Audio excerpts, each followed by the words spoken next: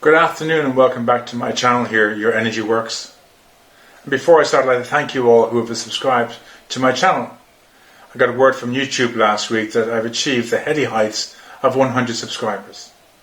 For those of you yet to subscribe, please do like, share and subscribe to my channel. This week I'd like to talk to you about the language we use and also the therapy we use around energy disturbances. In the last century, we came up with the term depression to cover this energy disturbance. But before that, if someone had this energy disturbance, it was called melancholy. I like the word melancholy. It's non-permanent. It's not like the kiss of death. It's not like there's no way out. It's like the other side of serenity. In the 1700s, they described melancholy as a depression of the spirit. Not that depression was the problem, but our spirit, our life force energy spirit, was in some way disturbed or blocked. In the early 20th century, around 1920, an American psychiatrist described this as a person who couldn't see a future for themselves. By their life force energy, their spirit being in some way broken, they had no hope. The problem we faced was not having the will to go on, not having a spirit that's free-flowing. We had no hope. Feeling depressed, that was a symptom of the condition.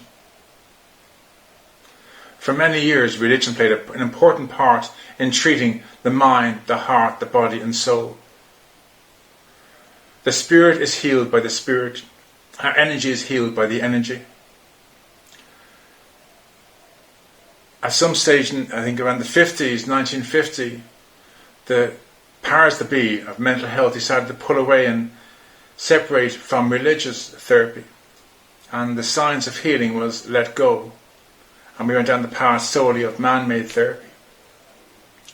But here we are, 100 years later, and there's been no improvement. People aren't being healed or cured of their energy disturbances.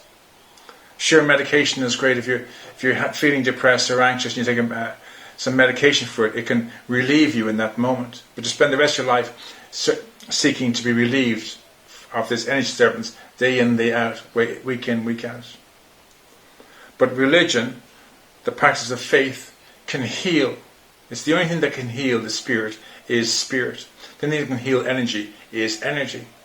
It's time, I believe, that we need the mental health industry to step back and invite religion back in and work hand in hand together to help people empower themselves to heal their energy disturbance, their spirit, to gain hope once more.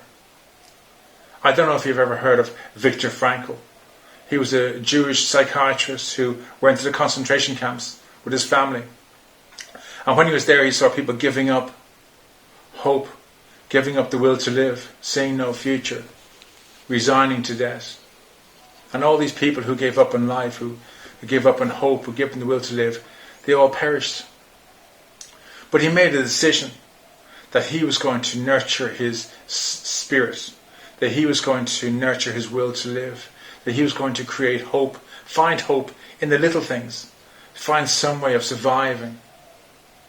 And he did. He survived his time to a concentration camp and he came out the far side. And when he did, he went on to achieve greatness. He wrote a book called The Meaning of Life to teach people about trauma and the horrors of trauma and how to get through trauma and how to nurture your spirit. He created a whole therapy called logotherapy, which is a form of prayer therapy, changing your thinking, nurturing your spirit. And these all helped to heal himself. When he came out of the concentration camps, he wasn't suffering from post-traumatic stress or obsessive compulsive behaviours or anxiety or depression or dissociation. He was still had all his faculties. He was still complete, a whole human being who went on to achieve greatness as a psychiatrist and neurologist helping other people. He started a family, raised children. When we help people to heal their spirit, we give them hope. When we give them hope, they get their lives back. For too long we've let people feel they're dependent on other people, places and things to help them manage their lives. It's time we start down a new fork in the road. Allow religion back in. Allow people to experience the healing of their spirit, to experience hope once more.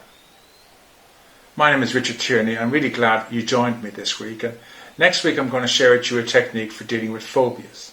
Now, if by chance you have a phobia you'd like me to address next week, please go to my YouTube channel, subscribe to the channel, and send me details of your phobia. All I need is your name today and your age today, and how old you were when the phobia first happened, and your nickname at that time, and what the phobia was. And from that I will create this practice next week. Thank you very much for joining me today.